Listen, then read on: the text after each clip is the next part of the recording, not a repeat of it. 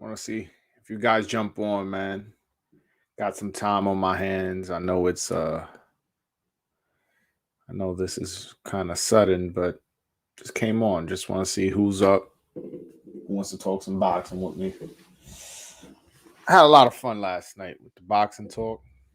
Let's talk boxing episode 2. Damn, what the hell's wrong with my computer? Hold on 1 second. Just want to see. I don't even know if it's working.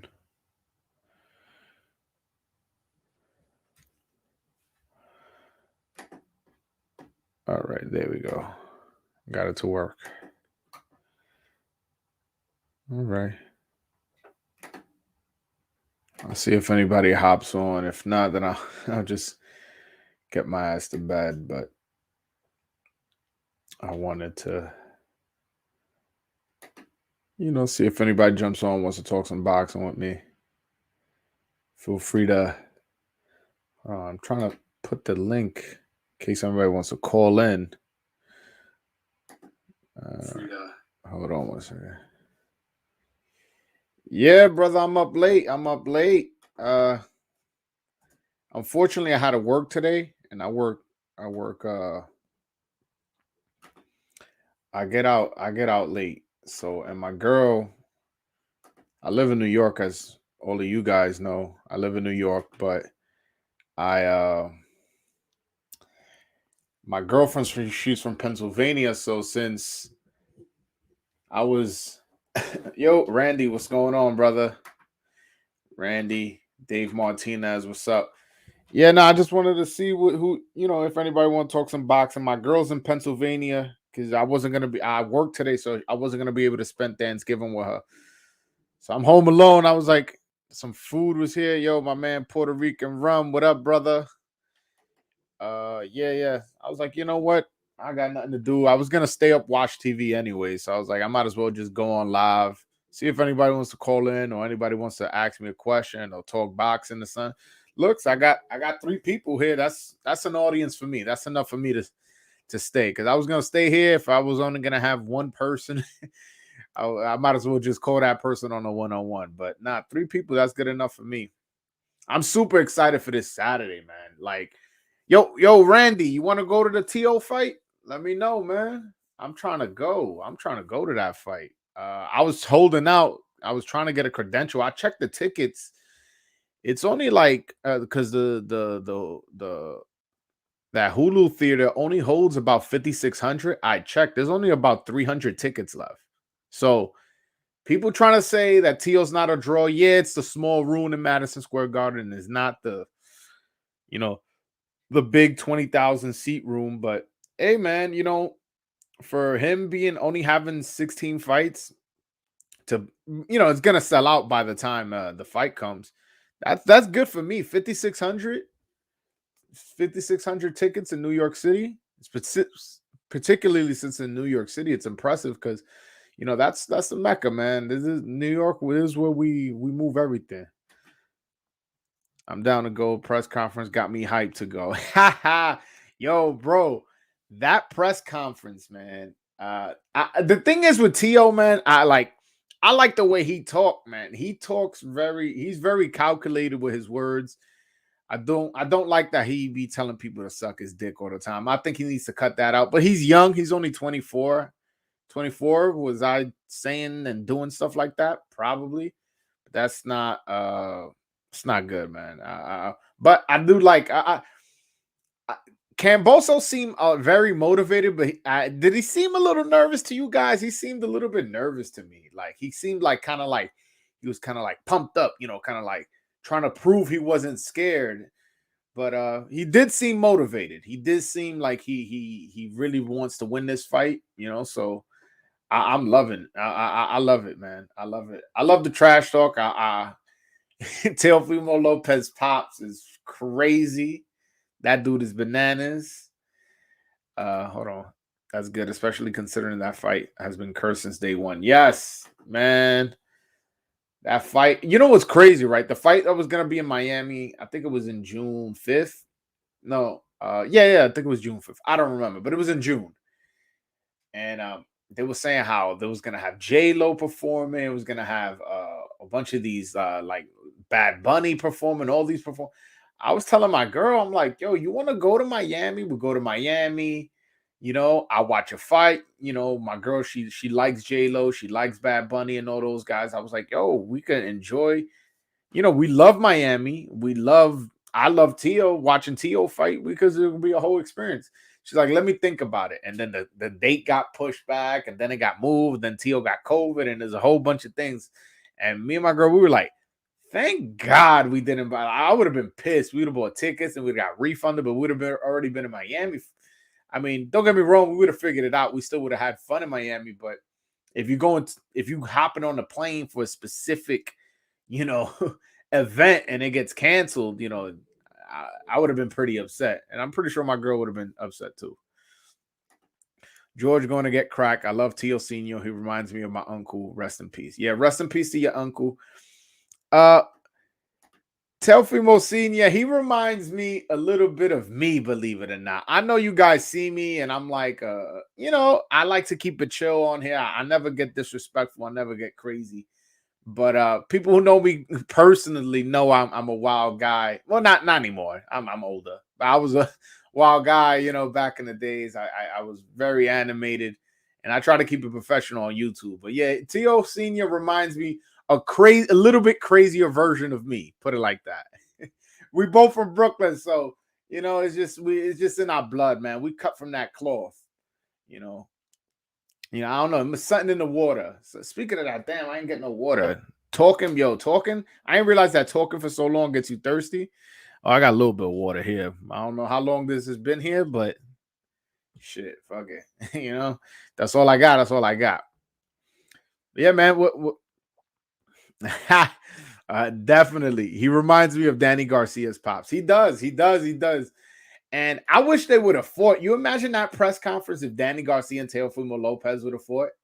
How Tio Senior and Angel Garcia would have been going at it. They would have been going so disrespectful, crazy, bananas. I actually seen the interaction with them, and they seemed like they were real cool. This was obviously no fight was planned between them, but they seemed they were talking it up. And then Angel Garcia told him, "Man, you need to get with Al Heyman, man. We get our fighters paid and this and that." And Teofimo Senior looked a bit like dismissive about it. Yo, by the way, though, y'all know I'm a Tio fan. Yo, that guy, Teofimo needs to be careful with his words, man. He's really burning a lot of bridges. He was talking shit about Todd DeBuff, who's Bob Arum's stepson. And Bob Arum is 90 years old. Like, when he dies, who you think is going to own the company? And you talking shit about this dude? So that's a bit bridge burnt. He was talking shit about Showtime the other day. He was saying how Showtime, he felt disrespected that Showtime ain't put him as undisputed. Back when Canelo won his undisputed title, they ain't put him up on the screen. He said that he's gonna when Showtime is gonna be dying, and that they're gonna be crawling to him, asking him please fight on our network, and then he's gonna tell them no. So that's another bridge burnt there. It's like, bro, boxing is such a small community, and these people are so petty and take things so personal and so sensitive that that could go back to backfire you. And you're just a fighter. It's not like he's like a Floyd Mayweather, where Floyd Mayweather was his own promoter, had, a few fighters under his belt and had relationship with networks. It's like, dude, don't burn these bridges. I think Teofimo needs to be very careful with his words. And what doesn't help is that his father's a crazy dude too. So it's not like, oh, his father talk in his ear and calm him down in a little bit. It's like, nah, like his father is the type to put gasoline on that fire. Tio needs an older guy in his corner who's not his father, somebody not as crazy, somebody to talk to him and be like, chill, this is how you play the game. You got to be strategic, can't say this about that, can't do this, can't do that. And make sure you go about your business the right way. I mean, he's young, so he could grow out of this, but some people even they don't care how old you are. They may hold on to this grudge 3-4 years, and you'll be like, yeah, I was only 24. Like, I, and it's like, nah, I don't give a fuck how old you was. You still said those things about me. I don't want to do business with you, or I'm a hold you, I'm a mess with you here. I'm gonna not give you this fight. It's like what they doing with Crawford, in a different sense. Not that they're being petty, but they just hold out the welterweights. And then Crawford had to fight a bunch of okay guys, just a bunch of decent guys until finally he just got Sean Porter. Yeah, Dave Martinez, he does just need a fight, but honestly, it hasn't been his fault. He hasn't fought. Has not been his fault.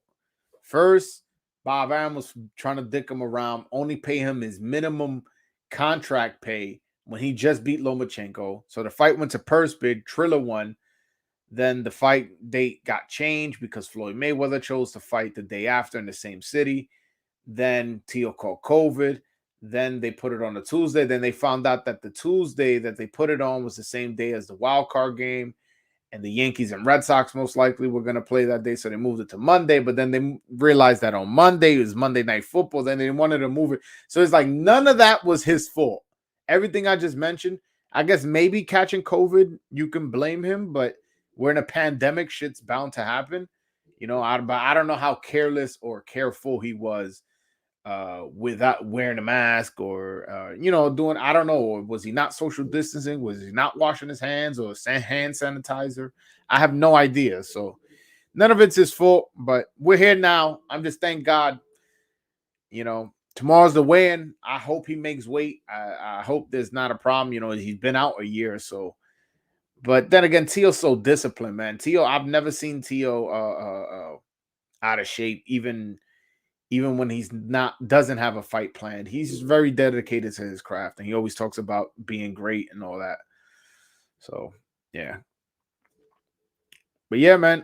Did I pin the chat? Did I pin it? Yes, I did pin it. All right. So if you guys want to call in, feel free. And I'll answer you guys' questions. You know, I'm on here for y'all, man. I was like, let me see. I don't got nothing to do. Let me hit up my people. Do you think Triller has a future in boxing? No, I don't. To be honest with you, I do not think they have a future in boxing. Yo, like that seems like, I don't want to get too conspiracy theory because I know boxing channels tend to get real conspiracy theory, but hear me out. I think Triller's a money laundering scam, man. Like, what the fuck are they doing? What are they doing? Overpaying for fights and with the verses and this and that. It's like I really don't see it's like there's no adults running that organization. I feel I don't know, but no, I don't think they have a future in boxing, especially with the competition is so strong. The competition is Showtime, $1 billion corporation that's owned by CBS, ESPN, $1 billion corporation that's owned by Disney, and DAZN, who is owned by a billionaire who was doling out crazy amount of money when they opened up. So these are three really powerful companies. For you to insert yourself, you got to come with very deep pockets and a lot of dates. And Triller doesn't even have a channel. Like, what's they were trying to make so far all their events have been pay-per-view, if I'm not mistaken. I don't know. I don't trust that whole thing. What's your favorite boxing press conference moment? Oh, that's a good question. Yeah, I'm assuming you meaning of all time. Of all time, favorite boxing. I mean, Mayweather bringing out a chicken at the Oscar De La Hoya press conference was pretty cool. That was pretty funny. Canelo with the Caleb Plant, that was pretty crazy too. I was not expecting that. I'm trying to see what else. Who else? What other? I mean, Mike Tyson swinging on Lennox Lewis and then biting Lennox Lewis's leg. That I don't think any press conference was crazier than that. That Lennox Lewis, and I was only like 12, 13 when that happened. I didn't see it live because at that age I wasn't necessarily like what I do now, like watching every single press conference live. But I remember seeing that on the news and going, "Whoa, Mike Tyson was crazy!" Like they were thinking about postponing the fight. A lot of people don't remember because Lennox Lewis was said that the bite mark was getting green, and they were having fear that it was infected. He was taking antibiotics just in case it was infected, but luckily nothing happened. Yeah, that was the craziest moment. But I guess you asked my favorite moment. I would say, fuck, I'll say Mayweather bringing out the chicken. That probably was. Yeah, man. If you can't call in because your wife's asleep, brother, family comes first. That's my rule. Family always comes first. So if that's the reason why you're not calling in, please don't. I prefer you not to call in. I don't want you to wake up your wife, brother. Ali Frazier, I never seen the press conference for it, but I'll believe you because I know you older. I know that was probably your era. I ain't see it, but Muhammad Ali, that's my favorite all-time fighter. I was gonna get Ali painting, but the one I wanted, they ain't have it the size I wanted. I wanted a nice big one like this one. And I was like, you know what? I'm from Brooklyn. Mike Tyson from Brooklyn. You can't go wrong. And I just bought it. But I wish I would have held out, man. Muhammad Ali is my all-time favorite fighter. Obviously I'm too young to see him live. But yeah, nah, I love Muhammad Ali for everything he stood for. Plus, he was so funny, man. Um, I remember seeing an interview with him where he was like, he rope a dope. What's this guy's name? Um, uh, Damn, he rope a dope George Foreman, and he was like, he just heard him breathing heavy, heavy, and he said he whispered in his ear. He goes, "You in the wrong place to get tired, boy." I was like, I just could imagine you tired in a fight and somebody whispers that in your ear. How mentally depleting that might be is like you in the wrong place to get tired and you getting punched now because you're so tired and you can't defend yourself. Yeah, nah, that was crazy. My favorite is Larry Holmes drop kick. That's a good one. That's a good one. That's a good one. Also, you guys might not remember because it wasn't a big fight. Riddick Bowe punching out Larry Donald. That was crazy. That was two flush shots to the chin. Like if this wasn't no shove like how it was in the Canelo, this was two hard punches. If anybody remembers that, write that in the chat. Larry Donald versus Riddick Bowe. Look that up on YouTube if you haven't seen that. Two flush shots at the press conference. Also, this wasn't necessarily a press conference, but this was before the fight. They were giving an interview for ESPN. Lennox Lewis and Hasim Rahman. So Hasim Rahman got under Lennox Lewis's skin at the press conference, and now they're having an interview on ESPN about it. And then Hasim Rahman accused him. He was like, "Yo, that was gay what you did." And he's like, "Man, I ain't gay, man. You could bring your sister and your mother here." And he goes, whoa, don't talk about my sister because I can start talking about your mother, your father, your sister, your brother. Like, they'll bring my family in this. All right, this, that, and the third. So it got real personal. Then Lennox Lewis kind of like pumped up, and Hasim Rahman was like, "Yo, back up." And then they just started like fighting. Luckily, no blows were exchanged. Like security, some big dude grabbed Lennox Lewis and like they broke it up, but it got real serious and real scary. Like, these are two heavyweights. Like, who the fuck is gonna break that up? But they had the right security breaking it up, and no punches got thrown. But that was a pretty wow situation. Hector Camacho throwing tampons at Vinny Penzienza. That sounds like something Hector Camacho will do. I actually never heard that, but I believe you. I don't see why you would lie, but that sounds crazy and hilarious. Yeah, nah. I remember Robert Garcia bringing out a huge glove for Mayweather and being like, "Oh, this is the gloves. Don't worry, McDonald's gonna use it for the rematch. Like, I know you scared of him fighting with real gloves and this and that." That was pretty creative.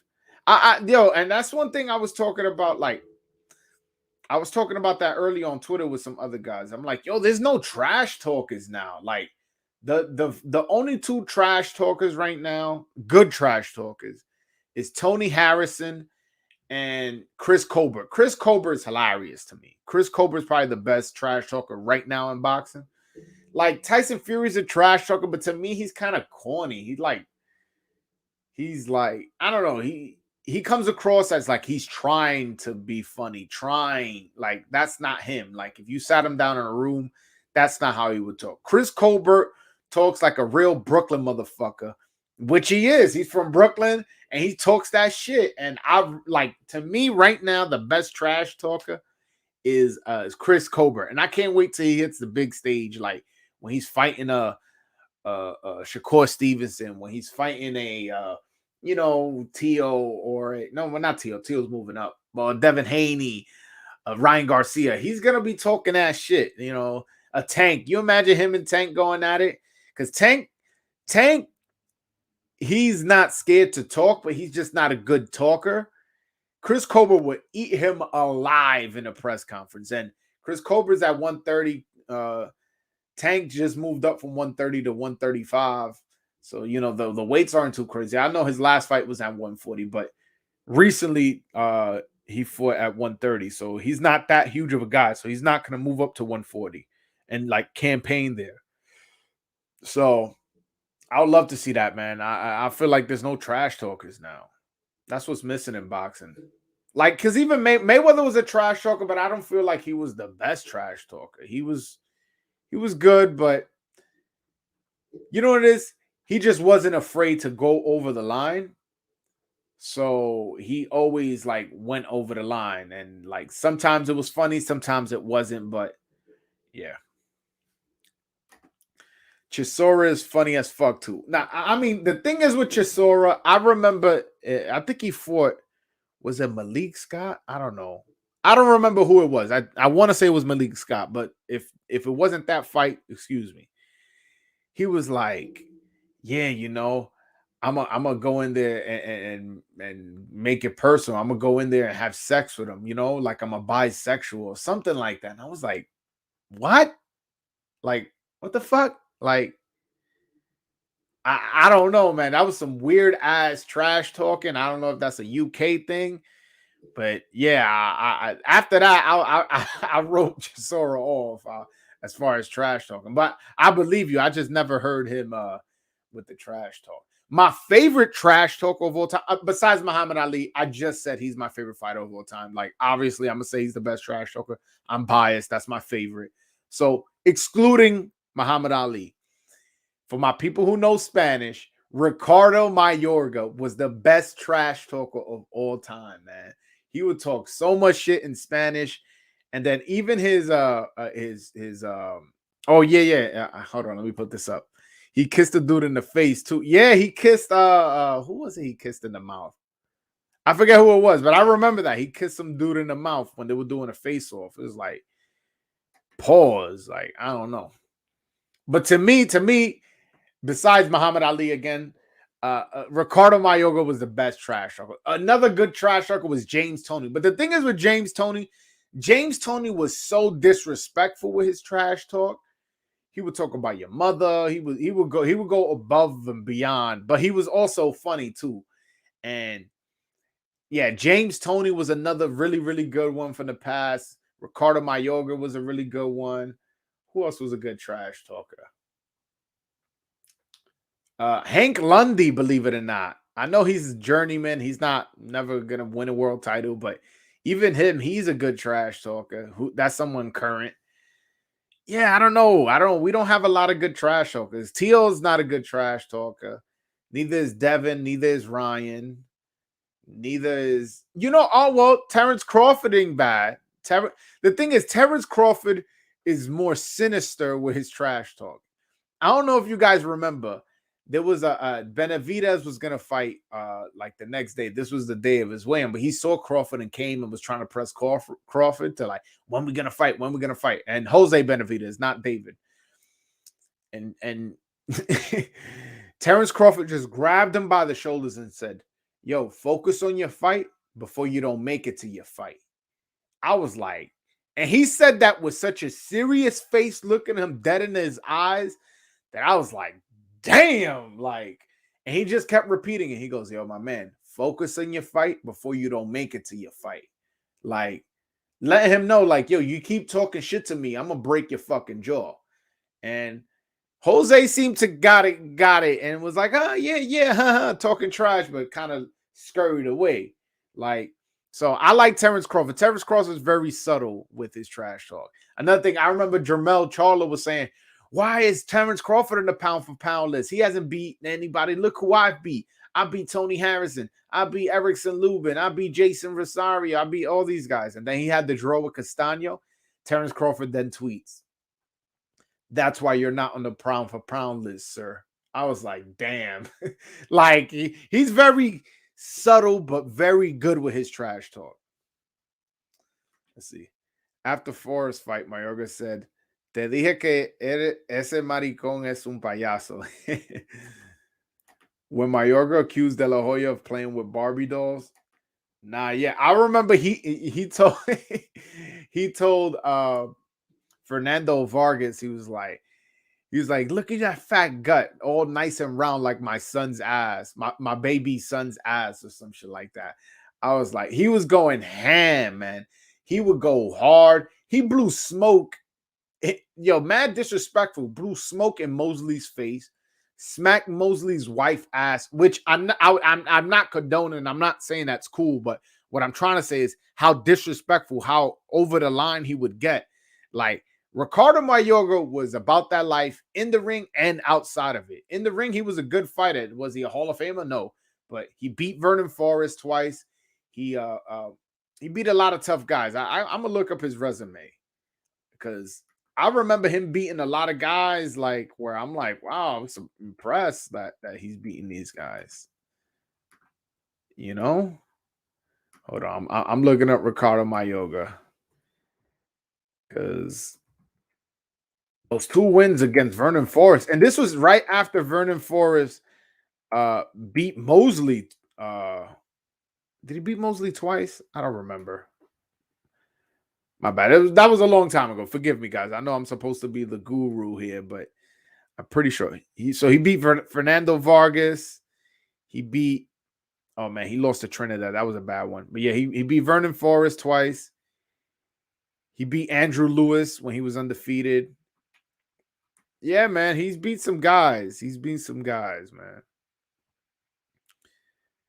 Yeah. Was this for the undisputed? Let me see.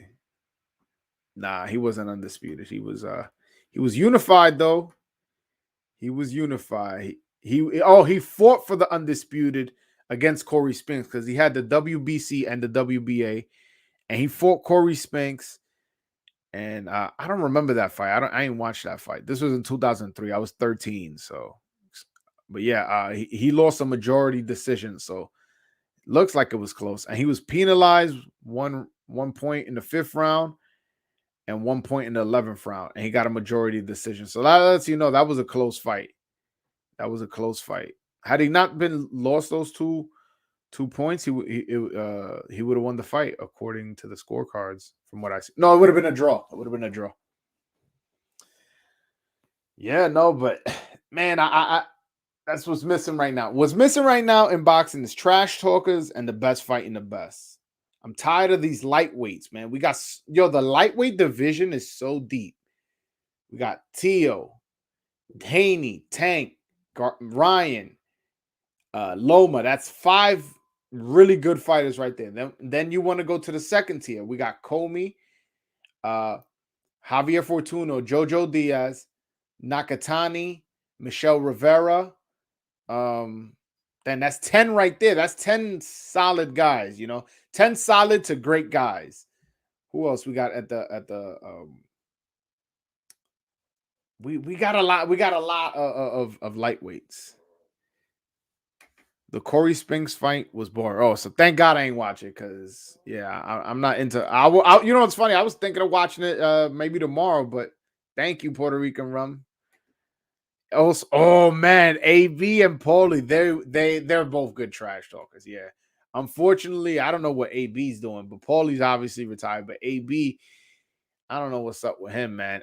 There's something wrong with that dude. There's something wrong with that dude. I made a video. I don't know if you guys saw it, but I was saying how he should train with with David Goggins. If you guys are familiar with David Goggins is a former U.S. Navy SEAL.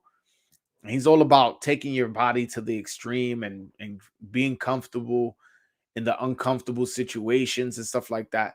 And I was like, man, if Adrian Broner trained with this guy and got focused, he could have one last hurrah. Because he's only, I think, 31. That's still not old, for a comeback, especially with somebody who has skills and experience like Adrian Broner.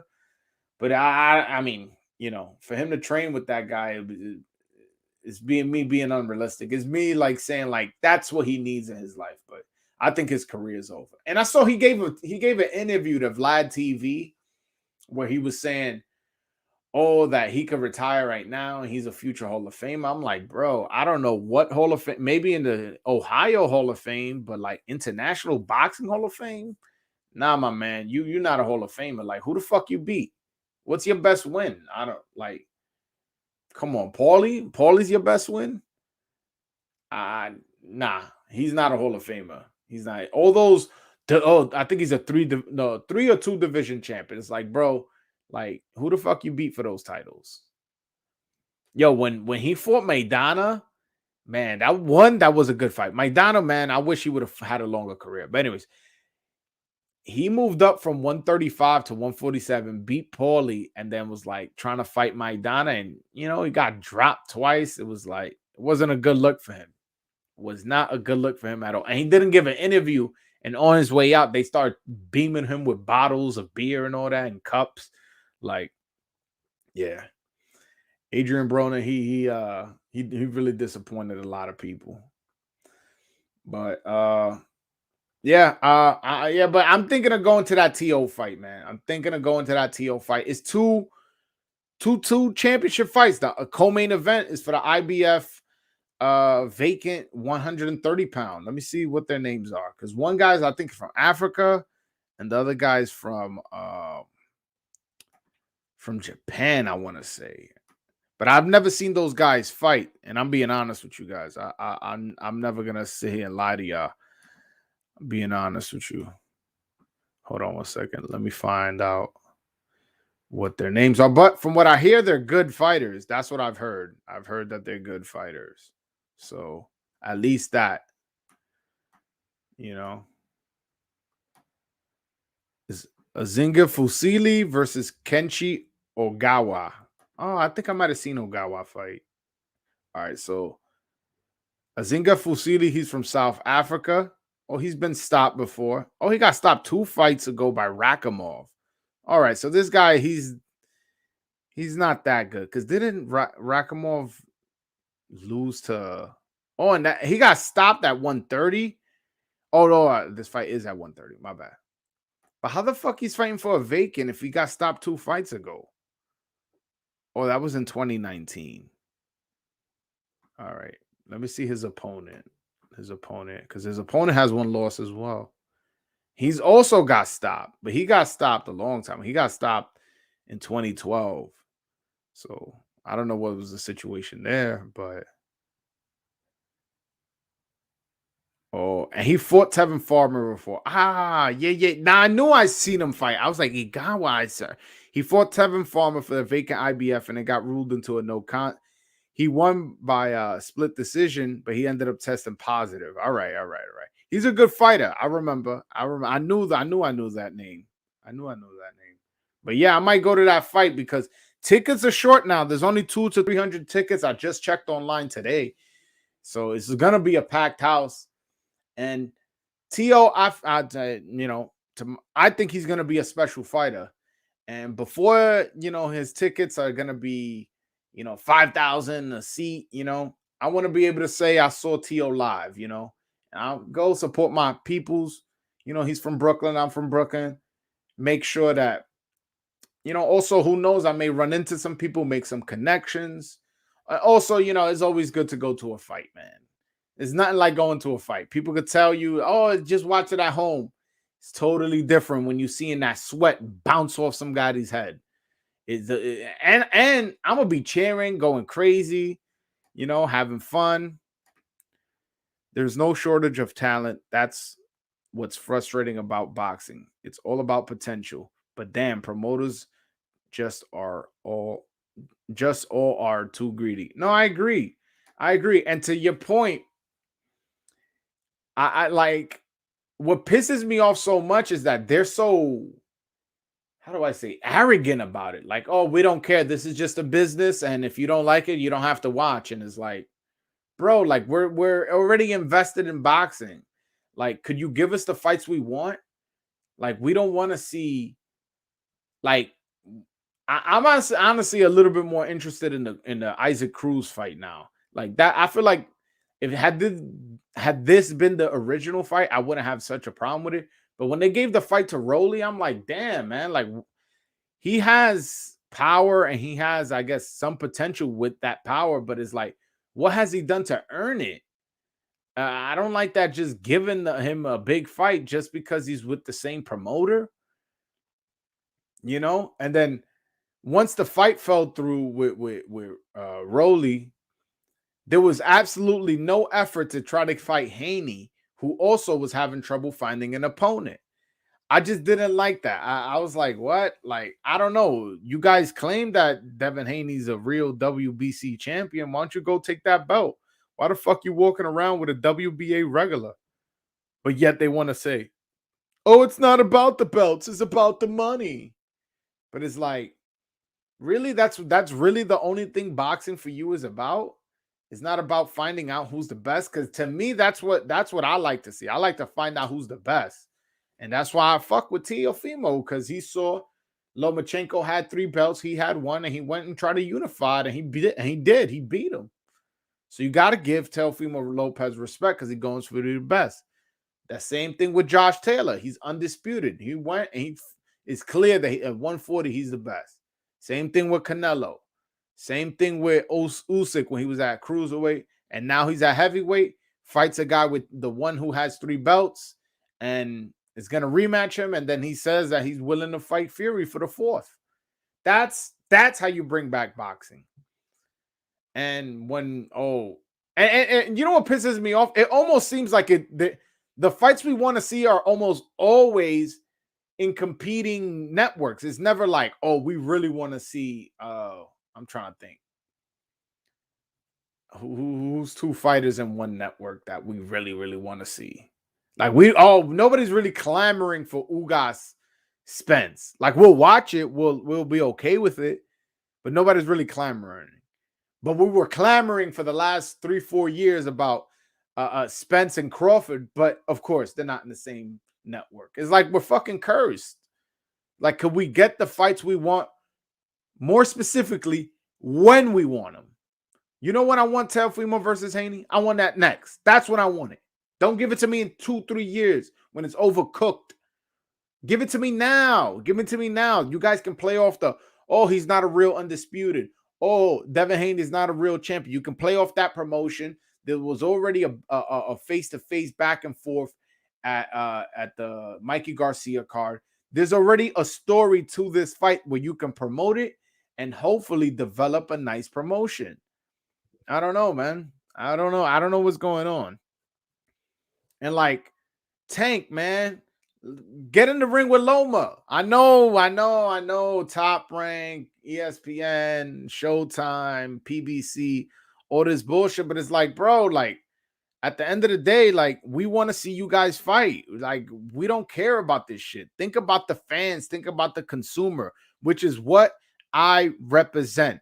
If there's anything I want to leave off with my page, what I want to be known for is, what does Broadway Joel say? All right. Because he's always has the best interest of the fans. He always has the best interest of the consumer. The best interest for me right now, what will happen is T.O. versus Haney, Loma versus Tank. And then after T.O., after Tank, those are the 2 guys who I think would win. Either give T.O. the option of either fighting Tank or moving up to weight and fighting Josh Taylor, fight back-to-back undisputed. These are fights we want to see as consumers. This would be good for boxing. Another thing that'll be good for boxing, if fucking Ryan Garcia got his mental health together, healed his hand and actually became a good I mean, he is a good fighter, but actually focused on boxing and actually, become someone relevant. That would be good for boxing too, you know. Ryan Garcia is going to bring in a different type crowd. If Ryan Garcia pops and becomes let's just say after Teofimo moves up to 140, he becomes undisputed at 135. Let's just say, humor me, he will become a super duper star, and he will be one of the biggest reasons why boxing will be having a resurgence if he's able to do that. Kid probably has the fastest hands in boxing. It's either between him or Gary Russell, and he could fucking punch like a mule kicks. So if he's knocking people out with these fast hands, and he's good looking, and he's promoted by the Golden Boy, who, that's kind of who Oscar De La Hoya was, a power punching, fast handed guy who was good looking. Like, it's basically the same guy. Just hopefully he doesn't fall into wearing, drag clothing and sniffing coke and doing all the alcohol and all that shit. But if that kid could keep his head on straight, man, he could be good for the sport of boxing. Yep, damn straight. Tio against Haney, of course, man. That's what I want. That's what I want. And that's what everybody should want. Why wouldn't you want a clarification as to who's the lightweight king? And also, I think Tio, man, I think Tio blows that kid up. I think Tio becomes a superstar after that fight, because Devin Haney has a good enough following. Tio has a good enough following. Put that together on top of the fact that it's an undisputed fight. Man, oh man. Man, oh man. All right, guys, if you guys want to call in, let me know, man. Call in. It's pinned at the top of the chat. At least I hope, right? It's pinned, right? Let me check. I won't be lying over here talking about, it's pinned and it's not. Yeah, it's pinned at the top if you guys want to call in. I love taking your calls because that way, we could have a little bit more of a back and forth, as well as there may be a question you may want me more to elaborate on, and you guys can put pressure on me to get specific. Tio would destroy Haney. I mean, yeah. Do you know the way I see that fight going? I see that fight going, Haney trying to run. And he may win the first 2-3 rounds. But within those 2-3 rounds, I just picture Tio banging that body like a drum. And yeah, Haney may be having success with the jab, maybe catching him with those counter rights and moving around and doing all that. But eventually getting tired. And once you get tired, and this is against anybody, not just Tio. Once you get tired, it gets harder and harder to defend yourself. And when somebody hits as hard as Tio and you're having trouble defending yourself, it can be a problem. It can be a problem, because a lot of people don't remember, but in the Lomachenko fight, those first 6-7 rounds that Lomachenko gave up, he was getting banged to the body. And a lot of those shots too were getting caught in the arms. And if you guys know, getting punched in the arms hurt. If let me punch you in your arm. I'm big. I'm 6'1", 200 and something pounds. Let me punch you in the arm for 3-4 rounds and see if your arm's not going to be hurting. So it makes it hard for your arms for you to throw punches, or for you to be willing to block with your arms. You start trying to move more your head, and start getting you off your game. So I think that's how that happened. I think Tio starts banging that body, breaking him down nice and easy, and then gets a stoppage. I don't see that fight going 12. I don't. Especially since Devin Haney, I don't want to say he's chinny, but man, when he got caught with Jorge Linares, he wasn't willing to fight after that. He was just like, you know what? Let me just hold on. Let me get all dirty. Let me move around. His reaction wasn't like, all right, hold on, let me sit down and still counter and sit on my punches and fight back. Like a lot of people want to give Ryan Garcia trouble about getting dropped by Luke Campbell, but his reaction to getting dropped was to fight. He was fighting, and he was still hurt. And he was hitting Luke Campbell with such hard shots that Luke Campbell was like, you know what? Let me just chill out. Let me wait this out. Let me stick to the game plan. I don't think he's as hurt as he is, because a wounded dog is dangerous. You hurt somebody like and I'm sure you guys remember Arturo Gatti, when you would hurt him, that's when he would become dangerous. You were going for the kill, and that left hook would just come out of nowhere. So, yeah, I think that's what happened in the Luke Campbell fight with Ryan Garcia. But yeah, I agree with you, Randy. T.O. beats Haney. I don't know. T.O. beats everybody, man. The only person from 140 down, I think T.O. beats everybody. The one person where I'm like, I'm not 100% sure is what's his name? Josh Taylor. Josh Taylor's a bad dude, man. So Josh Taylor's definitely a bad motherfucker. So I don't know if he beats him, but I want to see T.O. at 140, though. I want to see how he looks at 140 before I make a prediction on that one. Who you got in the Dervinchenko versus Adames fight? That's a good fight. I got Dervinchenko. Dervinchenko's not only the bigger guy, he also has more experience. He was in the ring with Daniel Jacobs and Triple G and Jamal Charlo. Although he lost those fights, some people thought he won against Triple G. The Daniel Jacob fight was real close. And he lost to Charlo, who's a good fighter, although he's a ducker, but he is a good fighter. So Adames, he lost to Patrick Teixeira.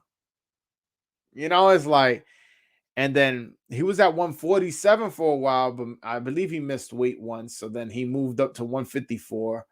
And now he's moving up to 60 to fight a guy who has been at 160 pounds for like his last, I think his whole career. I don't know. I would have to check, but yeah, I got Dervinchenko. Although, as you guys know, I'm Dominican, so I'll be rooting for Carlos Adames, my Dominican brother.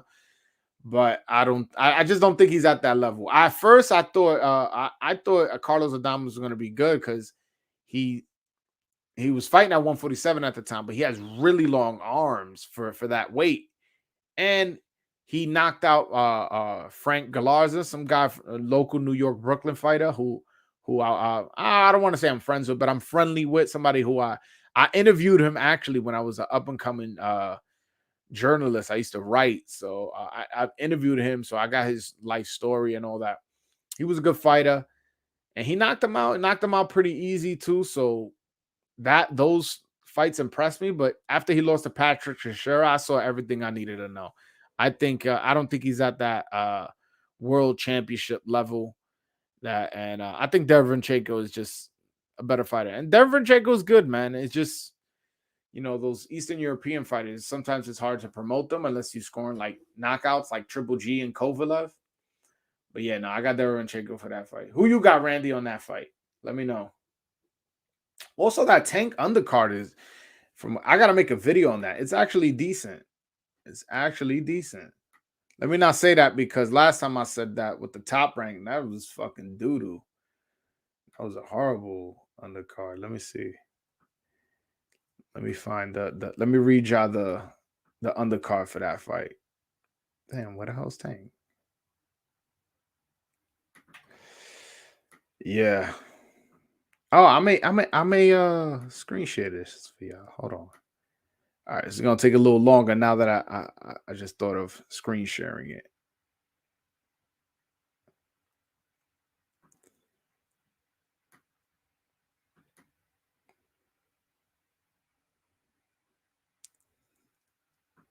All right, hold on. Randy, let me know who you got. While I do this. Let me know who you got. Dervinchenko or Adames?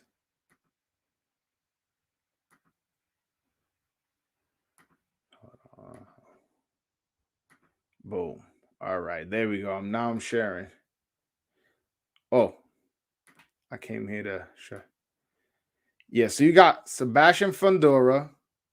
This guy is super tall. Let me show y'all something. This guy fights at 154 pounds. Look how tall he is. 6'5.5" with an 80 reach at it. Like, that dude is tall as hell. And he's fighting Sergio Garcia. So these are two undefeated fighters at the co-main event. So this is actually a good fight. Guy's 33-0. Oh, he's 5'11.5". So he's not a short guy, but the other guy's 5'6'5". So, he has a significant height advantage. We already talked about the Sergey Dervinchenko Carlos Adames fight. And then this is just like a regular fight. This isn't is Eduardo Ramirez versus Miguel Mariaga. I'm not familiar with Eduardo Ramirez. I may be, but no, I'm not. Oh, he beat Isaac Avalar quicker than what's his name? Stephen Fulton. Oh, he lost to Claudio Marrero, but Claudio Marrero is a real slick boxer. He's a real tough guy. Yeah, so he was a WBA interim champion. Never been stopped. All right, so this fight is not too good, but the other two fights are solid. Sergey Dervinchenko versus Carlos Adames. I think Dervinchenko's the favorite, but you never know. He might get an upset. And then two undefeated fighters, Sebastian Fundora, who a lot of people are high on due to his height. And he's super offensive. He's a super fun fighter to watch. And then you got Sergio Garcia, who's undefeated, who I never seen fight, but hey, he's undefeated, never know. Dervinchenko has to be favored. He faced tougher. He faced a lot tougher competition. I agree.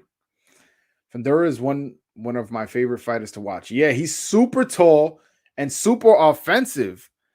Yeah, I'm hyped for the undercard. I am too. I got to make a video on the undercard, as I'm known as the undercard king in the YouTube space. And so I got to make a video on that. Yeah, no, the undercard is good.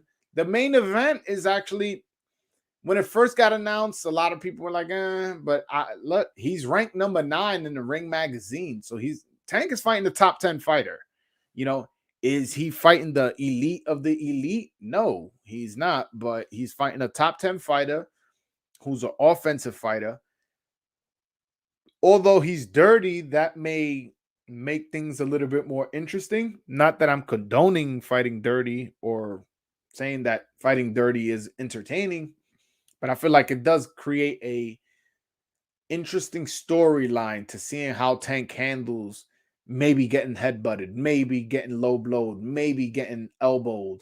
Like, that guy's real dirty. So we'll see how that happens, how that goes.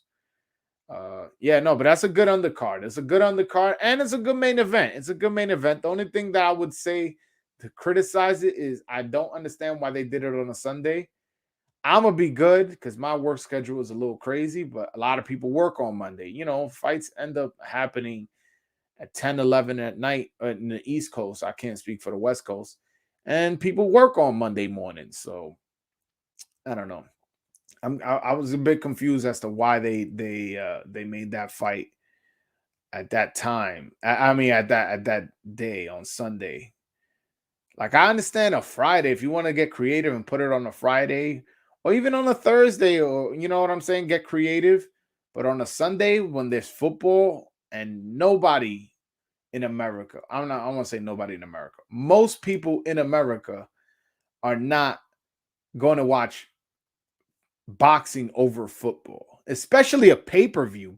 Like, who's going to pay a pay-per-view when they could watch, I don't know who plays Sunday night that day, but let's just say the Chiefs versus the Chargers. I have no idea who plays that day, but I'm saying, let's say they play Sunday night.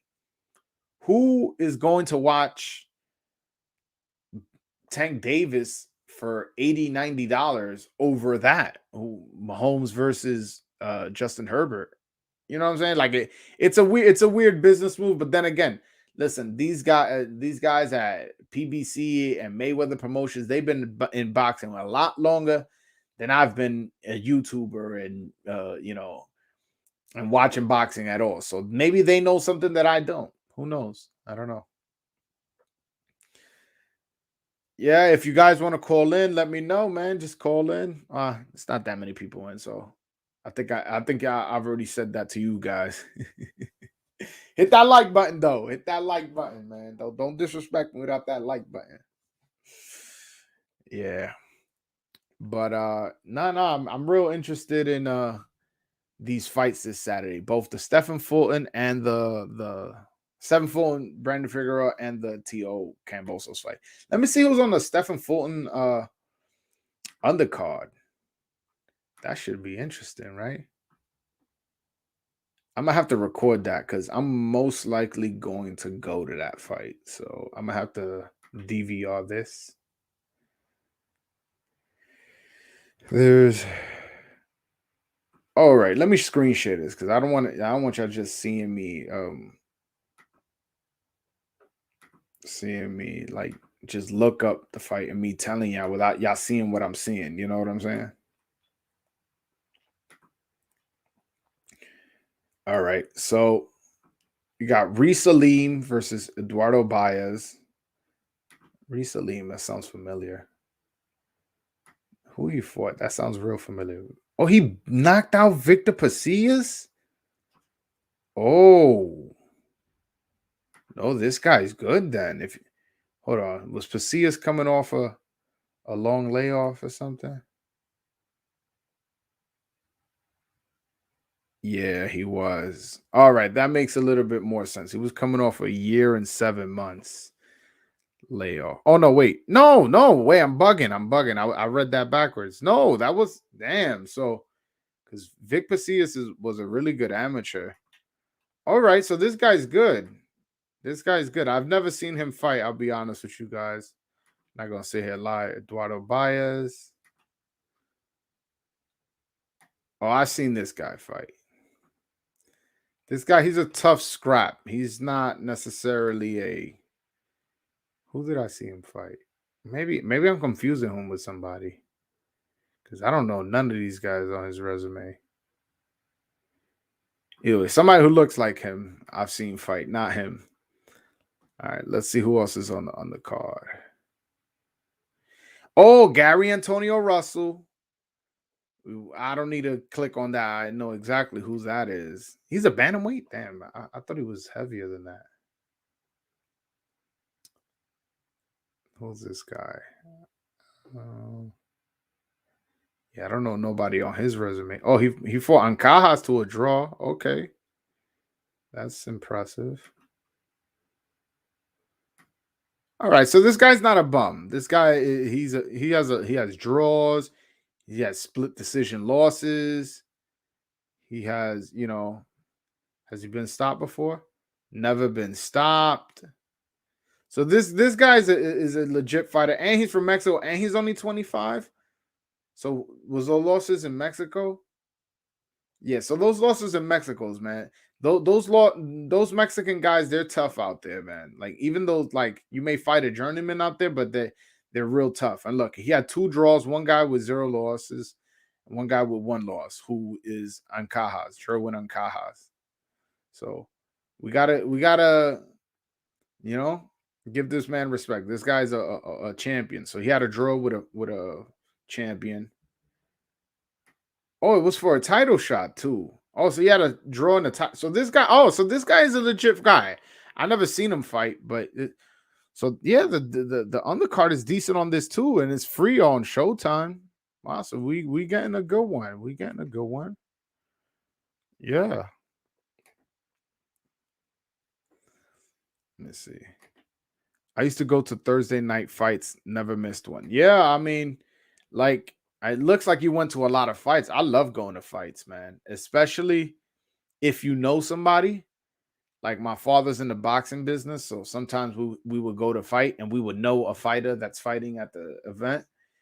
And that's dope when you know somebody and you have like a rooting interest, and then after the fight, the guy's coming to you and like cheering you on, and you could take a picture with him, and then you're going to celebrate afterwards. That experience is one of the best experiences you can have. Of course, going to a fight and just as a fan, and you chilling with your boys, and then after the fight you go home. That's cool too. But when you know one of the fighters, especially if they get a win, you guys want to celebrate together. That's super fun. That's fun. That's why we say, man, support your local boxes. If one of your local boxes from your neighborhood, from your city is selling you tickets, and he wants you to go, go to every single fight of his, just remember, one, you never know who these guys could become, and they'll remember, like, nah, man, this guy, he was buying tickets back when I was only selling 20 tickets and my promoter was giving me a hard time. Let me show him love. Let him, now that I'm a pay-per-view star, let me give him some tickets for free ringside. Let me have him come with me backstage at the weigh-in. So always support your local fighters, man.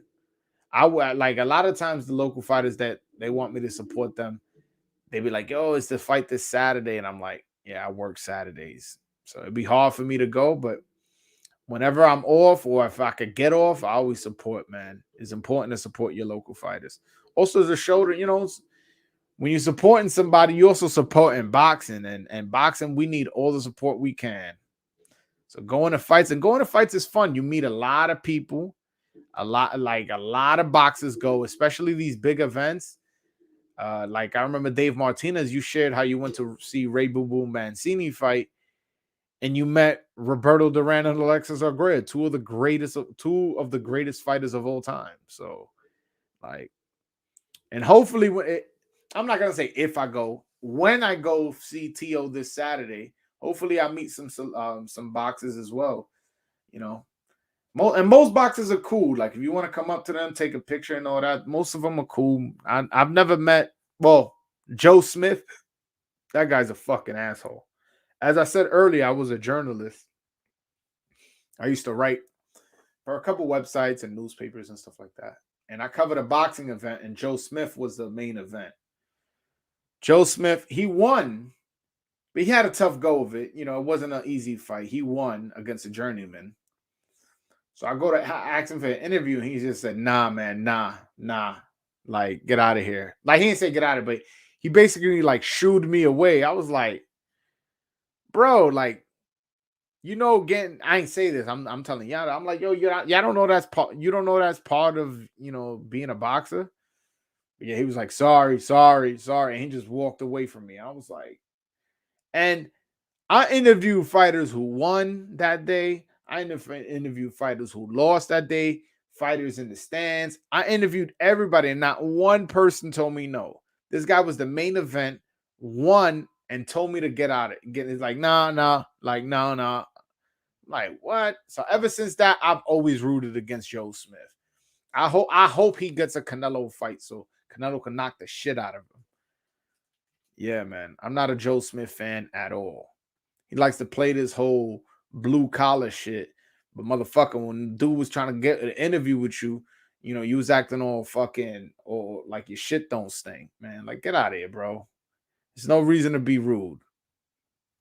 I was just gonna ask you 2-3 questions. I wasn't gonna go violate your shit. And I thought he lost his last fight against the Russian. Who was it? Vlasov? Who was it he fought? He fought a Russian his last fight. I thought he lost. And I'm not just saying that because he did that to me. I really did think he lost. But, it was a close fight. It was a close fight, though.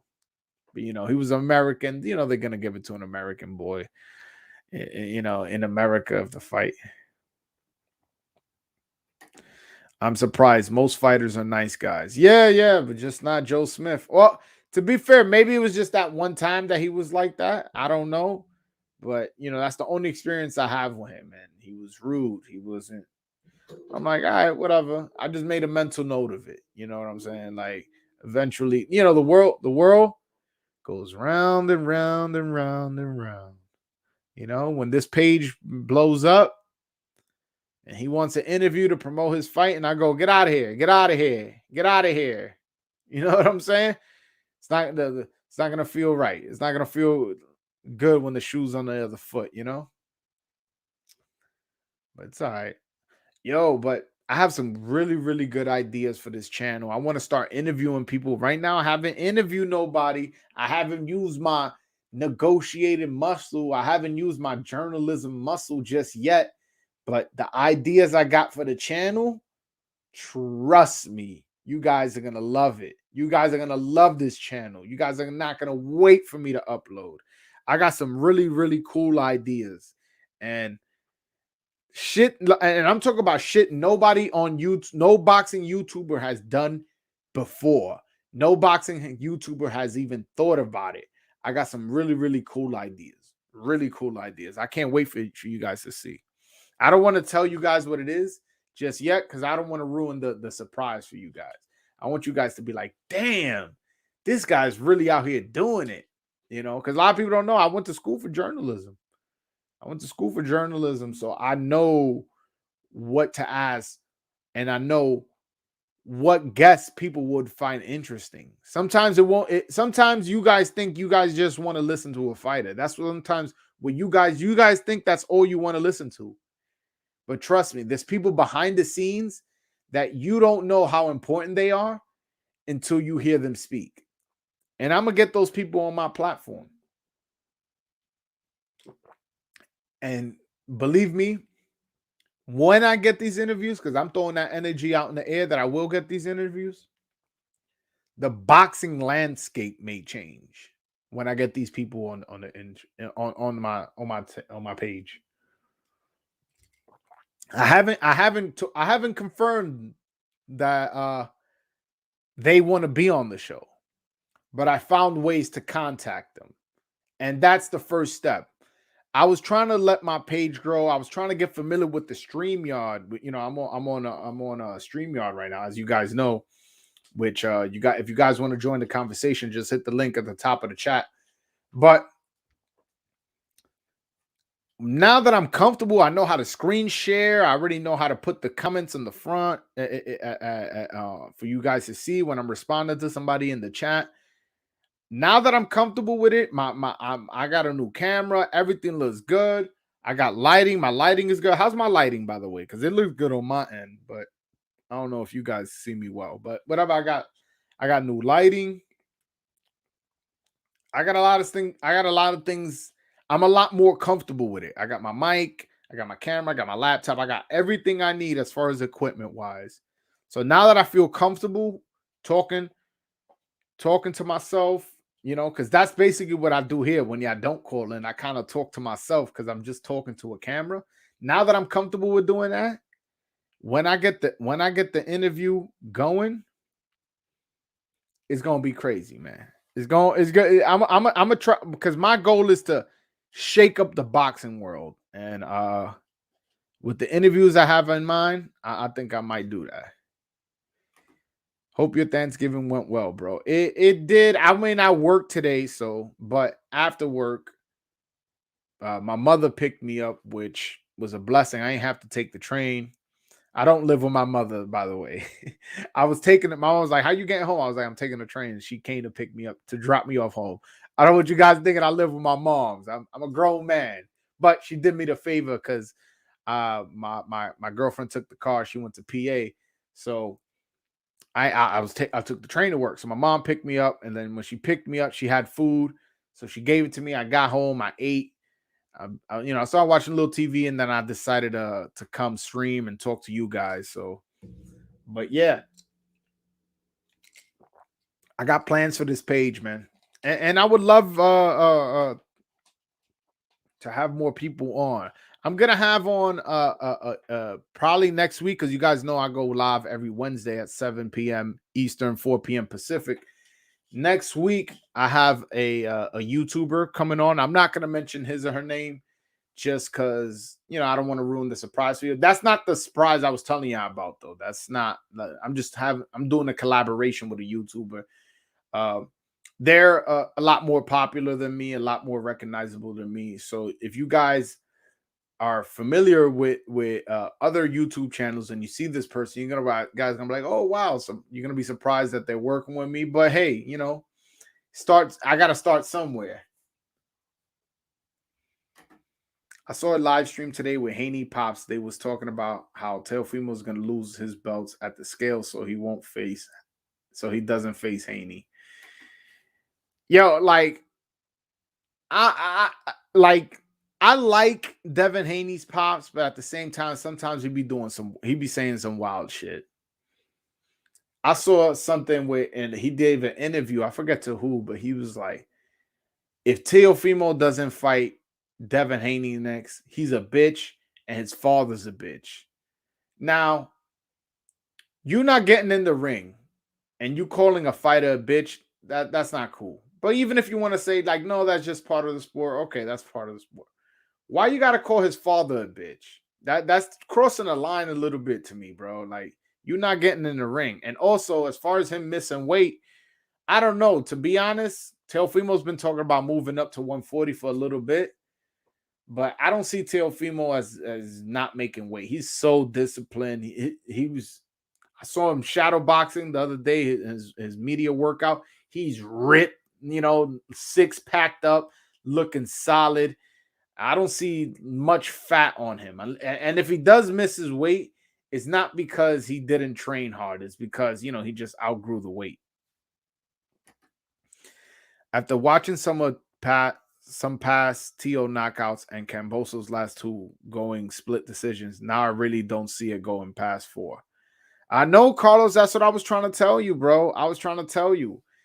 Ain't no, like, T.O. is not going to lose this fight. T.O. is going to knock this dude out. It's not a matter of if, it's a matter of when.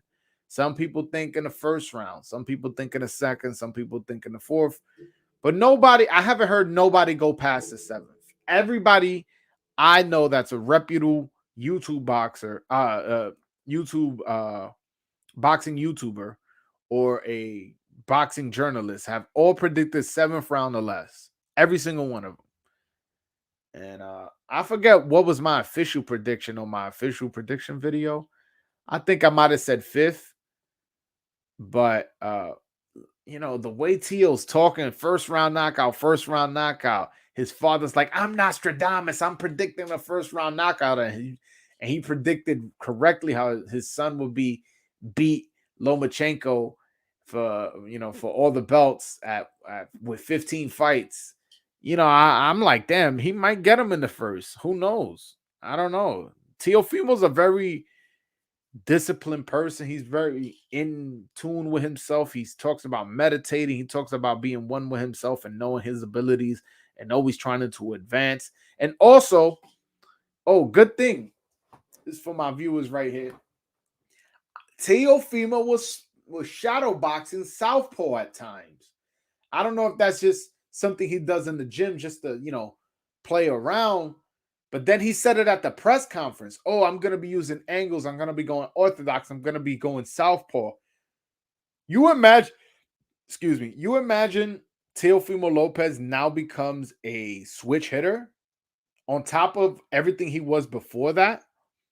That would be amazing. Because what happened, I think, is he learned a lot from Lomachenko, and Lomachenko's a southpaw. So he goes, I think in his mindset was, let me do what Lomachenko was doing, but do it lefty. You know what I'm saying? I don't know. It could, if you guys see him going southpaw and switching up throughout the fight, think of me. Think of me. If that's what he does in the fight, think of me. Because remember, I said I seen him do it shadow boxing. I'm not saying he's going to do it in the fight, but it's something we got to look out for. It's something we definitely got to look out for. And I also want to see what angles Teofimo was talking about. I want to see how is he going to be like Lomachenko? How Lomachenko kind of quickly spins his feet to the side, boom, boom, boom, then spins to the other side, ducks. Because Lomachenko is a nasty dude, man. Lomachenko is a beautiful fighter to watch. I know that's Randy's favorite fighter.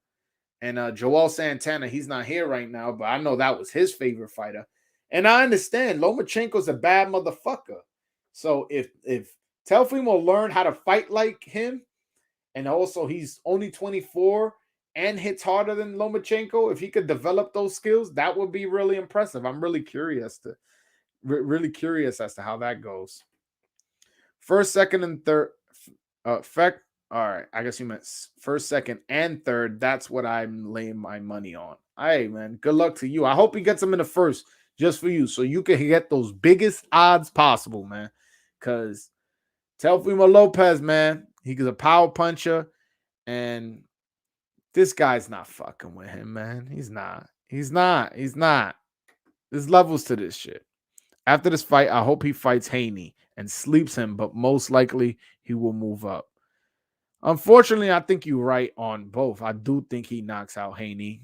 That's what you meant by sleeping him. And I do agree with you. I do think he moves up and fights Josh Taylor. I think that's the next move. But we'll see. We'll see. I don't anticipate him. The thing is, what pisses me off most about him moving up is that people are gonna say, "Oh, he's ducking Haney, bro." He fought Lomachenko. I'm gonna be hard pressed to think he's ducking anybody after that. The only thing is, though, there is a slight chance he fights Haney. Is Josh Taylor fights in February, and Teofimo said he wanted to fight in February. So you know, if the guy already got a fight in February and you want to fight in February, and Haney's only fighting 1 week after you fight, you guys are already in line to fight each other. Why not fight each other right before, the week before, or the week after the Josh Taylor fight, and then make the fight with Josh Taylor later in June or in July? You know what I'm saying? I don't know. What do you guys think? I'm really excited, though. I'm really, really excited. And I'm glad they had that little scuffle at the gym, Tio's father and Camboso's father, because that lets me know now that there's going to be some bad blood to it. You know, Tio's going to come in angry. Camboso's going to come in angry. And they both going to be motivated to knock each other's head off. And we all know who has the power to knock out the other one, you know. I don't think Camboso's a puncher like that, you know. Camboso is not a bad fighter, by the way. Let me see where he's ranked in the Ring magazine, because he's not a bad fighter. I don't want people think like just because I'm predicting Teofimo to knock him out I think he's a bum. I don't think he's a bum. I just think Teo's very special. Don't worry, guys. I'm gonna screen share. I just want to pull it up first, because I'll screen share just so you guys. Okay. Hold on 1 second. I'm loving the screen sharing thing, by the way. I really, really am. Boom. So look. The champion is Teofimo Lopez. Ranked number 1 is Lomachenko, who he beat. Number 2 is Ryan Garcia. And I don't know how that happens. Number 3, Devin Haney. Number 4 is Richard Comey, who Teofimo also beat. Number 5, Joseph Diaz. Number 6, Jorge Linares. Number 7, Javier Fortuna. And number 8 is George Camboso. So he's fighting a top 10 lightweight. And Tank is also fighting a top 10 lightweight in Isaac Cruz, ranked number 9. So this should be interesting. This should be interesting. If he knocks this guy out, or if he beats him, I mean, he's gonna knock him out. So I'm not even gonna say if. When he knocks this guy out, Teofimo Lopez can say he beat Richard Comey, beat Vasil Lomachenko, and beat George Kambosos. That's 3 top 10 lightweights back to back to back. That's impressive, man. Say whatever you want. That's impressive. That is impressive. Hold on, let me see. What y'all talking about? Laugh out loud. Don't even entertain these dudes who say T.O. ducking or he sucks. They just hate us because he beat their favorite fighter, Loma. I agree with you, Carlos. You my guy. You could call in too if you want. I don't know how late it is in Oklahoma. I want to see him fight Haney, become undisputed, and then move up and take on Taylor. That's listen. If I could write it out, that's how I would write it out. That's exactly how I want it to be. If Tio is chasing Josh Taylor, can we get Haney versus Loma? Wow. Yeah. I mean, I don't think Haney beats Loma either. Call me, yo. Listen, and I don't think I got haters in here now. People are gonna call me a hater because I think Haney loses to both Tio and to Loma. I'm being honest with you. And you know what's crazy is, if I'm not mistaken, Lomachenko's ranked number 1 in the WBC, so he might become his mandatory pretty soon. Let me see. Hold on. Let me see because I don't want to sit here and be lying to y'all. You know what I'm saying? If I'm not mistaken,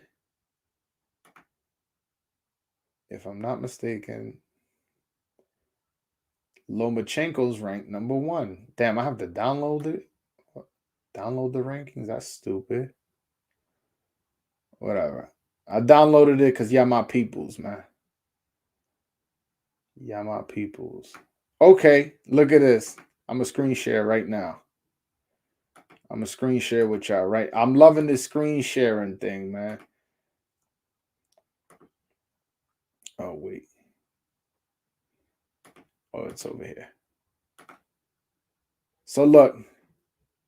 Franchise champion is Teofimo Lopez. Champion is Devin Haney. Interim champion is Joseph Diaz. These two guys are fighting each other.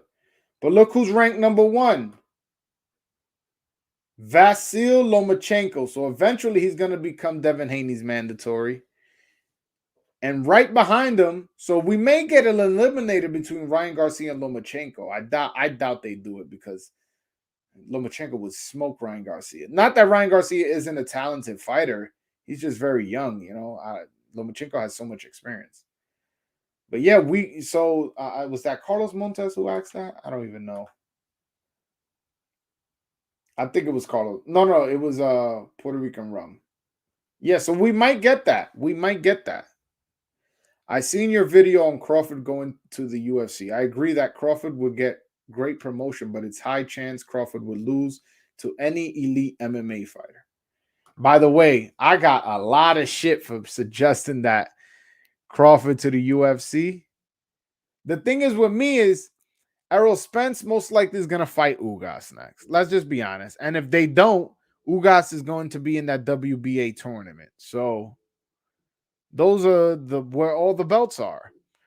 I mean, the only other fights is Boots Ennis, who I don't see Terrence Crawford giving him a shot.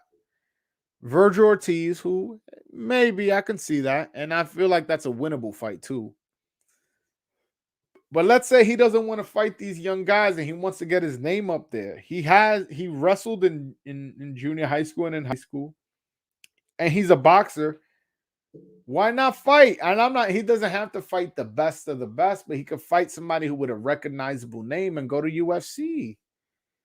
Yeah. There's a what was it he said? There's a high chance Crawford would lose to any elite MMA fighter. So what? There was a high chance that Conor McGregor lost to Mayweather, but look what happened. He made the fight and he made he did numbers, he made money, and he could do that in UFC. Maybe not make the same money he does in boxing, but he can make the pay-per-view numbers and then come back to the negotiating table to Errol Spence and go, yo, look at my numbers with UFC. Compare my numbers with UFC with your numbers. I don't know. I was just thinking about it from a promotional standpoint, not necessarily from a career standpoint. I saw the stream after I called, and those dudes who called Crawford number 1 pound for pound said Canelo a duck are straight clowns. Yo, I agree. How the fuck you got Crawford over Canelo? Like Max Kellerman and all those guys and Andre Ward and Tim Bradley, they all have Crawford number 1. But you know what they all have in common? They all work for ESPN. So obviously they're not going to go against their own network fighter. It's like, but how the fuck are you going to go over what Canelo did going undisputed in 11 months? That makes no fucking sense. It makes no sense. This guy has fought so many good fighters. And back to back, moved from 160 to 175, knocked out Kovalev and fought Triple G twice. Like, you guys are just gonna brush that over, and this guy beats Porter, who didn't have a belt at the time, and you're gonna put him number one pound for pound. I have him at number 4. That resume isn't what it should be. And number 4 is not a bad number. That's a good number. Number 4 pound for pound. You're in my top 10, the top 5. Come on, brother. But yeah, I agree with you, Carlos Montes. Lomachenko is a pound for pound fighter, and Tio is a pound for pound fighter. The fact that people can call you crazy for thinking those two beat an unproven young fighter is sad. Yeah, I know. And the thing is, the sad thing is, I think Devin Haney is a talented fighter. I don't think he's bad, and I think he has a future. I just think that Teofimo Lopez is better, has more experience. Lomachenko's better, has more experience. And they both also have more talent, like more skill set. By the way, Devin, if you want to call in, I pinned a link to the chat in the chat. You can click that, takes you to a website, and you can call in if you want to talk verbally or you want to go on FaceTime, whatever you want. You can just use your voice if you want. Your point for Crawford to then come back to boxing and be a bigger name when Conor fought Floyd after that, he was never the same fighter in UFC. Yeah, but that's different. There was a lot of things encompassing. After that fight with Mayweather, he made a lot of money. He wasn't as motivated to fight. You think he was motivated to get in the ring and do all these things and then fight and kick and submission and all that? He wasn't as motivated. So he was getting arrested in Ireland. He punched the old man. That had to more to do with that than it did with him getting in the ring and getting punched in the head by Mayweather, a non-power puncher. Crawford doesn't have the resume to be even ranked number 2 pound for pound. Canelo and Usyk are leagues of their own. I agree, but I agree, but I also got anyway ahead of Usyk, and I know that may be unpopular, but a lot of people don't know who Naoya Inoue is. But Inoue has been knocking motherfuckers out in 1 round, 2 rounds, like early. Like, I give credit for dominance. When you dominant like that, knocking motherfuckers out, nah, my man. I hope after this fight Saturday, Tio and George shake hands, but I have a feeling Tio's dad will run up and shit on George. Yeah, no, they said at the press conference, it was like, don't, after I knock you out, don't try to shake my hand. Don't do this. Don't do that. So we'll see. He was motivated to fight Khabib. Khabib was 26-0, and people thought he was a paper champion. So Conor wanted to get his belt back. But we know Khabib is way better than him. No, that I agree. I'm not a big MMA fan, but I know Khabib is a bad man, and I know he's way better than Conor. So I do agree with you there, Devin. But at the same time, Crawford, the thing is, I don't know. Crawford needs the best promotion there is. And the best promotion there is in all of combat sports is UFC. Again, Crawford switches southpaw, switches orthodox, is known for being a thinking fighter, has a wrestling background both as a junior high school kid and a high school kid. He has 2 sons. I believe they're both nationally ranked in the USA for being wrestlers. So he has an idea. And you guys saw how strong he was against Sean Porter, how he's pushing him and grabbing him. At one point, he grabbed him by the neck and threw him into the corner. Like, he's a very strong guy. Again, with the wrestling background, I would like to see him in the UFC. And I hope he does. I hope he does and proves me right. Because that would blow up my channel if they be like, damn, this motherfucker predicted it. And you imagine he goes in the UFC and wins? You know how much leverage he would have over Errol Spence? He goes to the UFC and wins by submission or some shit. That would be crazy, man. That would be crazy. I follow MMA more than I do boxing, but lately boxing has been really good overall this year. Yeah, I'm the opposite as you, but you know a lot about boxing, Carlos Montes. So I wouldn't discount your boxing knowledge, but I know less about MMA than you know boxing. Put it like that. But I do like MMA, and you're right. Boxing these last from I told you I spoke about this yesterday. Since October to December, all through December, it's been like almost every week a good fight. And even if there hasn't been a good fight, there was that fight Boots against Thomas DeLorme where it was like, oh my god, a first round knockout, super impressive performance from Boots and all this. You're right, man. And I hope we can keep this momentum going. I hope we could just keep it going, keep it going. I want these good fights to keep going, man. I need Errol Spence in the ring fast. I need Ugas in the ring fast. Let's see David Benavidez come back in the ring and Munguia and all these guys. Yo, we may be in the golden era in boxing. You know how like in the 80s they would talk about, oh, they had the four kings. They had Alexis Arguello and Aaron Pryor, and the heavyweights were Larry Holmes, and then after that was Mike Tyson. We may be living in a golden era and we not even know it just yet. That we may look back 20 years from now and then go, damn, that was a golden era. Teofimo and Lomachenko and Josh Taylor and Terrence Crawford and Errol Spence and Usyk and Tyson Fury and Canelo. Like, damn, these are like really, really good names. I'm not sure how history will remember this era, but it's looking like it's playing out to be a big one, man. It really does. I think Crawford should just fight Josh Taylor in the UK. I believe that fight will do solid numbers, both top 6 to 7 pound for pound level fighters in their prime fighting. I mean, that's not a bad idea, especially if he doesn't do the MMA, the UFC idea that I had. But yeah, I don't hate the idea. The only thing that bothers me is that now he's a free agent and he's still doing business with Bob Arum because Josh Taylor's with Top Rank. That's the only thing. But hey, we'll see. I follow MMA and boxing heavy. Yeah, I only follow boxing heavy. Obviously, this is a boxing page, but MMA, I follow it, but not too close.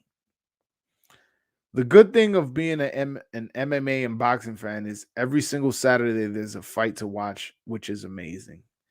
Yeah, the only thing is, the reason why I haven't gotten into MMA more is because I can't even fathom buying more pay-per-views, man. Like, just with boxing alone, I'm like, damn, man, like, that motherfucker squeezing the juice out this shit. So I can't imagine following both MMA and boxing. But I do like MMA, and I go to my boy's house every now and then and watch a fight. He'll be like, yo, Joel, you got to come through, man. It's a real good fight. I'll be like, all right, fuck it, I'll go. And I'll be going, yeah. Oh, I already read that one, my bad. You mean Sugar Ray, Roberto Duran, Hearns, and Hagler. Yeah, that's what I meant by the four kings. That's what I meant by the four kings. I said the four kings, then I mentioned Alexis Arguello and Aaron Pryor. These are all in the 80s. And then I mentioned the heavyweights, which was Larry Holmes in the earlier part of the 80s. Then it was Mike Tyson in the late part of the 80s. Then in the light heavyweight, you had Michael Spinks. Man, the 80s was a golden era of boxing. You know what I'm saying? And so, but what I'm trying to say is we'll see what happens, how we're gonna look at this era right now. But right now, we can't look at this era as a golden era just yet until they start fighting each other. If T.O. fights Devin Haney, then Devin Haney, let's say he loses and then fights Ryan Garcia, and then Lomachenko fights Tank, and then T.O. moves up, fights Josh Taylor, and then Spence and Crawford fight. Like, if fights like that start happening, and then let's say Joshua beats Usyk, and then we get Joshua Fury, Canelo, he comes back down and he fights either Beterbiev or David Benavidez. These are all fights that can make this into a golden era, but we'll see. People can call me crazy, but I feel Usyk beats Holyfield if they fought in their prime at 200, but Holyfield beats Usyk at heavyweight. I haven't seen too much of both of them at cruiserweight, to be honest with you. The only fight I've seen of Usyk at cruiserweight was the Tony Bellew fight. Now, a lot of people criticize me, especially my brother. Like, oh, why? The thing is that every time he would fight, I would have something to do. And then, like, I just never got back around to watching him fight. Like, it would be like, oh, he fights this Saturday. I'm like, yeah, I'm going to watch it for sure. And then, yeah. But I've seen all his fights at heavyweights, so. And I definitely don't think at heavyweight he would have beat Holyfield. So I really can't give you an answer there. But that's interesting though, because Holyfield's a bad motherfucker. You know what I'm saying? I only seen one cruiserweight fight of his, and that was Dwight Muhammad Qawi, and which some people consider the greatest cruiserweight fight of all time. That and James Toney versus Jirov was two of the best cruiserweight fights of all time. Yeah. Hold on one second. Usyk seriously has one of the best resumes in boxing right now. He legit has 6-7 elite wins in his opponent's backyard. Yeah, that is interesting. When you add that caveat that has been in other opponents' backyards, that does add an extra layer to your legacy. Let me ask you a question, Devin, since you asking questions about Usyk. Who so far has had a better career? Andre Ward or Alexander Usyk? Let me know.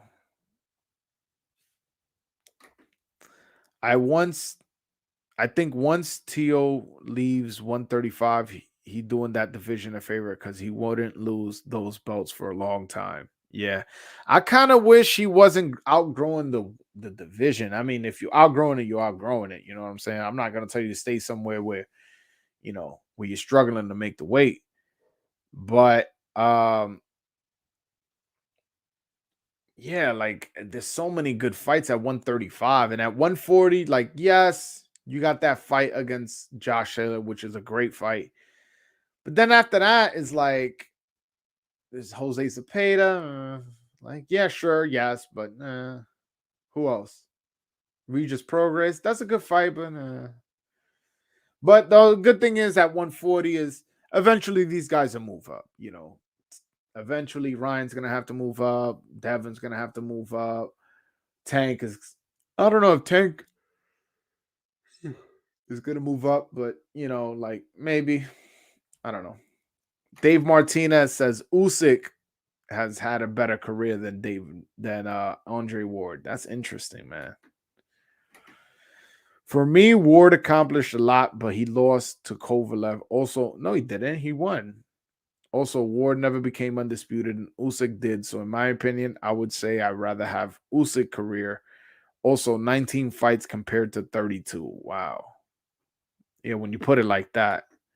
Yeah, because they're both gold medalists. So you can't even say, oh, one's a gold medalist. It's like, nah, they both won gold. They both, my thing is that when Andre Ward came out of that Super 6 tournament where it was like he fought like 6-7 times. It was a long tournament. He fought Arthur Abraham, Alan Green, Sakio Bika. Who else he fought? Mikkel Kessler, Carl Frosch. That's 5 fights off the top of my head. He came out of that undefeated, then knocked out Chad Dawson, although Chad Dawson was weight drained, let's be honest. Move up to light heavyweight, beat Kovalev once, and then knocked him out in the rematch. Like, damn, man. Like, yeah, at some point you gotta be like, you gotta give the guy credit. You know what I'm saying? Ward lost to Kovalev, bro. That decision was bogus as fuck, and Kovalev dropped him. Usyk never been down. Yeah, but Kovalev also could fucking crack. You know what I'm saying? Like, I'm not gonna knock somebody for getting dropped off Kovalev. And to be honest, Damn, I'm getting sleepy, so I was about to yawn. I'm about to sign off in a bit soon, unless I get a caller. But to be honest, when I saw the fight, I scored it for Ward. I scored it. I believe all the judges had it like 113, 111. I don't forgot the score. I don't remember.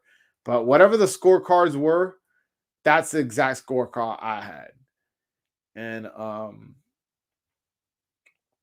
yeah, I gotta rewatch that because you're not the first person to tell me that you thought that decision was bad.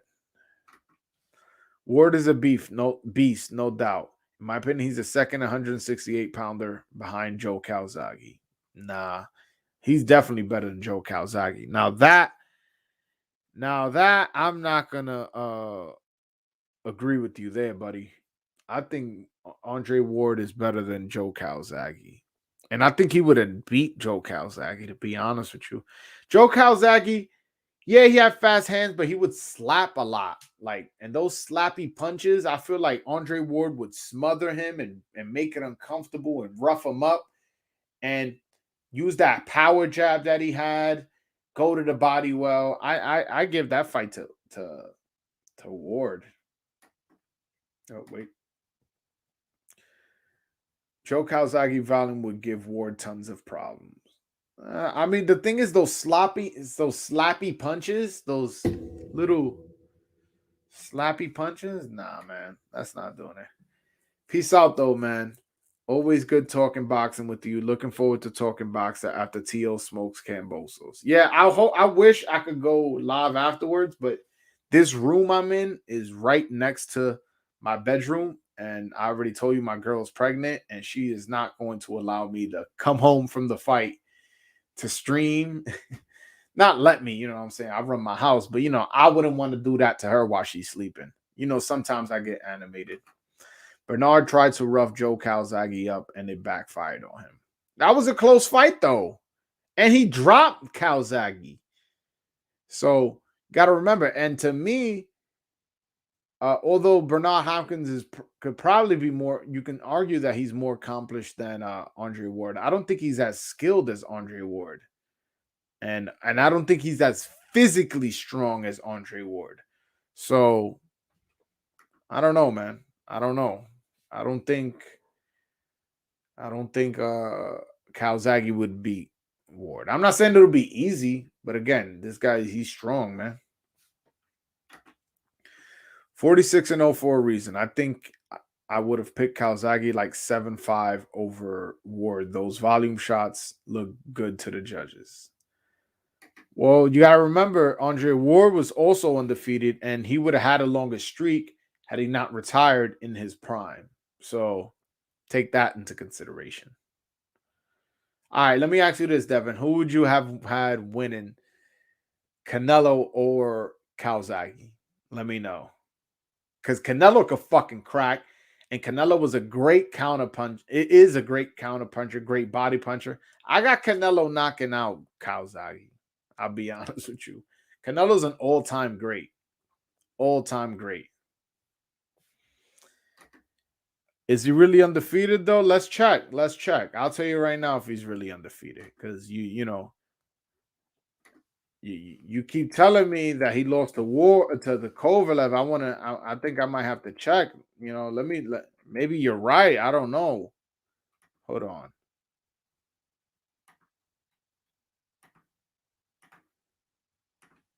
Hold on one second. Let's check. I don't know. You tell me what that says. It says 32-0. That lets me know he's undefeated, brother. 32-0. And look, hold on. You say he lost to Kovalev that first time. Look what it says right here. UD, unanimous decision. That's my exact scorecard. 114, 113. For 3-belt unification. So there you go. There you have it. He's undefeated, brother. Whether you like it or not, whether you thought, he lost to Kovalev, that's irrelevant. Some people think Kalzagi lost to Hopkins. Why don't so is Kalzagi 45-1 or is he 46-0? You got to respect the judge's decision. Now, if this was a case like how when Pernell Whitaker lost to no, he had a draw with Julio Cesar Chavez, then you got an argument like that. That was nowhere near close, and they made it a draw. Or, and there's other bad decisions I can't think off the top of my head. But yeah, like he's undefeated, brother. Just gotta accept it. Answer me this question though: who would you have had winning? Canelo or Kalzagi? Choose wisely. Talk to me, brother. Don't try to avoid that question. The problem with those fights are Joe fight with Bernard. Both were old men, and Ward and Kovalev fought at their prime. Yeah, also you got to remember, Ward fought Kovalev at 175. He was the naturally smaller man in that fight. So we can make excuses all day, but at the end of the day, he won. And even if you thought he lost that first fight, he came back and he knocked him out. So let's not discredit him, man. He won a gold medal. Kalzagi don't got a gold medal. All right, so there you go. There you go. Come on, man. The proof is in the pudding. The proof is in the pudding. Yo, Devin, call in, man. Call in. I'm tired of going back and forth with you with just through these texts, man. I'm about to go to sleep soon. Call in. I'm gonna wait up for your ass.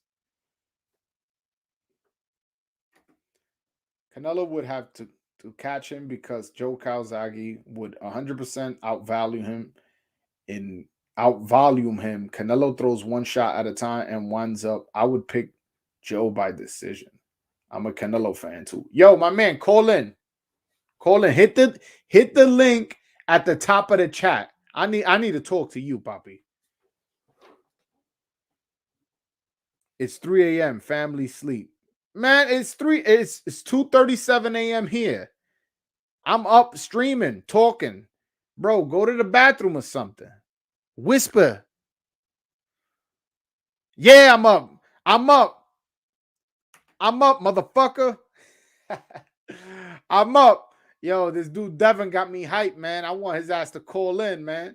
I want his ass to fucking call in. He talking all this Joe Kalzagi shit.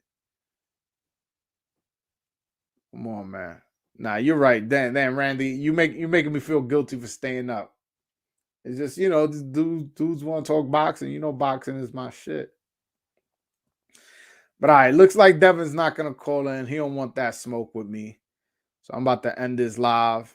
But I appreciate y'all showing up, man. And I appreciate y'all hitting that like button. And shout out to everybody who showed up. I love y'all. Except Devin because he got me hyped, but don't want to call in, because he's scared. He ducking me. I'm gonna call him Jamal Charlo from now on. Every time I come on the live, I'm gonna call him Jamal Charlo because he didn't want to call in. But I'm gonna give him 1 minute. One more minute to call in. See if we got any fucking balls. I'll join in at a reasonable time. All right. He's not calling. He's not calling in. Man, you wildin'. When you stream regularly. So I stream on Wednesdays, 7 o'clock Eastern, and 4 p.m. Pacific. That's 7 o'clock Eastern, 4 o'clock Pacific on Wednesdays. Every Wednesday, man. Wednesday's my day I stream. Yeah, he ducking me. He don't want that smoke. Yeah, next time you stream, I'll go on. So Wednesday, I want to see you here Wednesday. You said it's 3 o'clock where you at. So I'm assuming you in the East Coast. That's 7 o'clock Wednesday on my channel. I expect to see you here, and I better hear you call in. I'm going to remember you, bro. But all right, guys. Have a good night, guys.